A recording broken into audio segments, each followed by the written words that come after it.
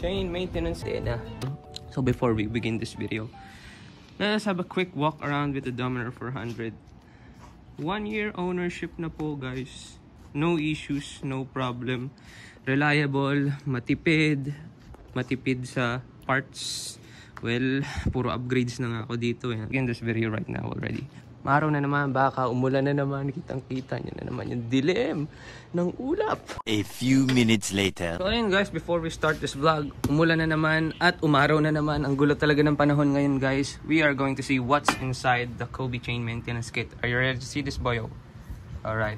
So, what we have in the box, yeah, this is the cleaning rag and you have the brush. Yan po mga kailangan natin magamit pag lilinisin na po yung kadena. And what's this? This is the cleaning agent guys. So ito po yung nakakatulong palambutin po yung kalawang dun sa kadena nyo para madali na lang siya tanggalin ng brush nyo. So the cleaning agent actually dissolves most of the grease, the dust, and other residues that has been caught up in your motorcycle, in your rides, off-road and on-road. Siyempre pag maulan, mas madumi, mas marami ma-accumulate na debris sa kalsada. So, what do we have next? This is the chain lube. At ito po yung pinaka-final step po. Pagkatapos nyo nang linisin yung kadena nyo, ilalagay nyo na po ito habang iniikot po. So, make sure na hindi po nakastart yung motor nyo at mano-mano nyo lang iikutin yung gulong habang ilalagay nyo to. So, we're gonna test that. What do you want? Ayan guys, iwas po natin siya na maarawan po kasi alam nyo na nakadamage po ng pintura yun guys. So before we start, let us show you our special car shampoo or bike shampoo na ginagamit rin with turtle wax. So quick and easy, one step, clean, shine, and protect. So car shampoo with added wax, perfect na para dito kumintab, kinis at alagang-alaga ang itsura po ng doming natin.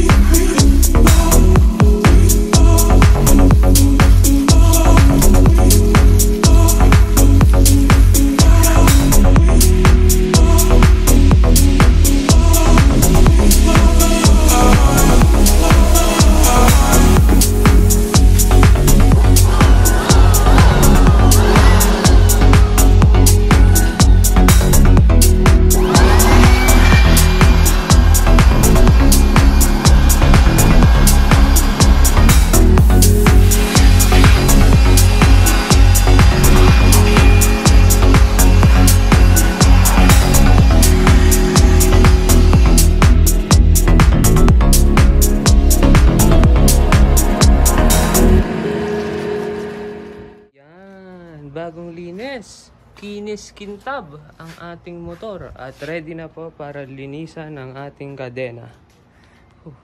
So bago natin simulan, kung mag-change oil kayo or maglilinis kayo ng kadena ng motor nyo, lalo na kung ganito kabigat, weighing around 180 plus 187 kilos, big bikes mostly, you need a paddock stand. Kasi karamihan ng mga gawa nila, wala pong mga center stands.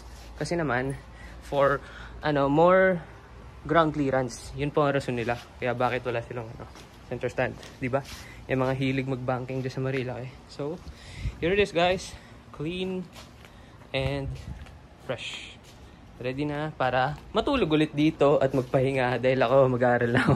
So, ayan guys, pag na na po siya, na paddock stand na po, as you can see, it is now lifted high above the ground and we can finally start working on with the chain. Guys, before we start our maintenance, you need a clean working space at need po may cover kasi alam nyo naman, there's gonna be a lot of oil spills and residues that are going to be dropped down on the floor. So, let's begin.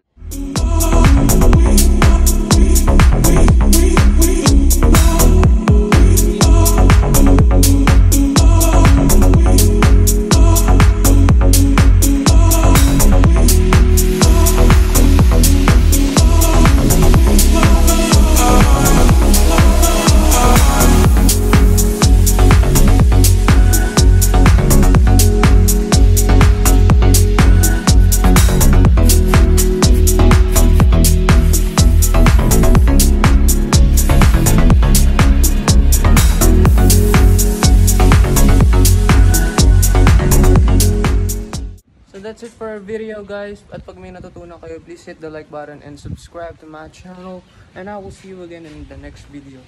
Bye bye. Sit down, sit, shake, good boy.